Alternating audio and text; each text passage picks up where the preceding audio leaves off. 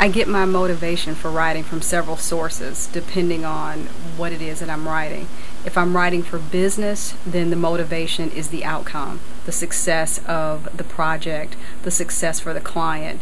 And so that's motivating for me. If it's personal, memories are things that motivate me for personal writing.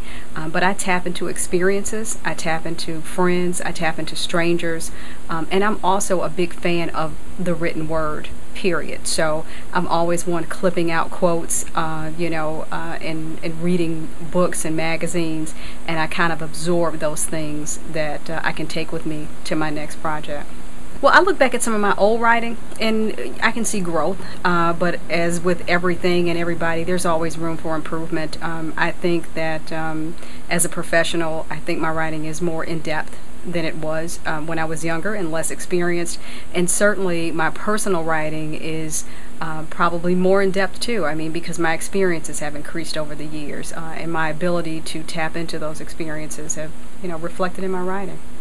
When people talk about wine, aging with time, I mean, your experiences shape who you are, and it doesn't have to always be evident in writing. It's evident in how you respond to situations. It's evident in how you deal with other people. It's evident in the things that you value. So there is, age is an asset. The thing that I enjoy reading most is the New York Times Sunday magazine.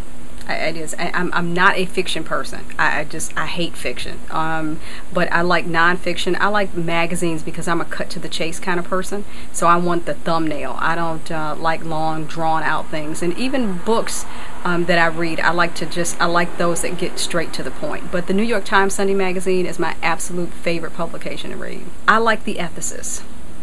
I like that a lot. I get a lot out of that. Make sure I'm doing the right thing. I also have books that I like to share with people depending on what their circumstances are. The Prophet by Khalil Gibran, Envy of the World by Ellis Coase, and A Grief Observed by C.S. Lewis. And so depending on the circumstances, I like to also send books to people so I can also share those words of encouragement. I do.